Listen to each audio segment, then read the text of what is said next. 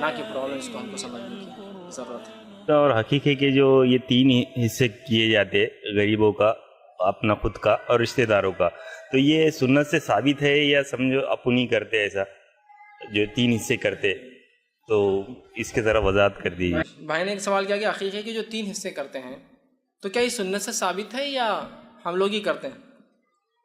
سنت سے ایگزیکٹلی ایسے لفظ نہیں ہے کہ ایک رشتہ داروں میں، ایک خود کے لیے اور ایک مسکینوں میں۔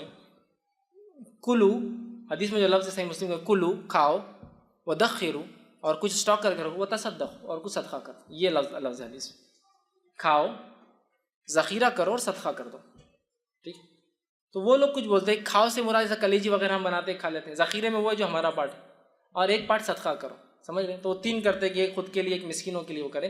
حدیث میں ایسا لفظ نہیں ہے، کھاؤ، ذخیرہ کرو، اسٹاک کرو کچھ، اور باقی کا صدقہ کرو۔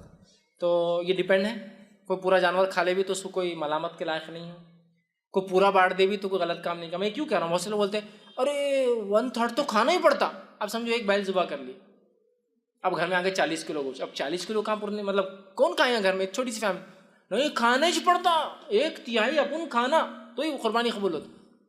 کھاؤ، رکھو، دے دو، ذخیرہ کر لو، کچھ بھی کرو، شریعت نے کچھ آپ کو منع نہیں کی۔ لیکن ظاہر سی بات ہے کو بولیں گے ہم پورا کھا لے تو کھا سکتے ہو، پھر قربانی کیا دی یار تم نے، مطلب حرام نہیں ہے لیکن پھر کیا سیکھا قربانی سے کہ تم بانٹ بھی نہیں رہے اس کو، خالی خون بہا دیا۔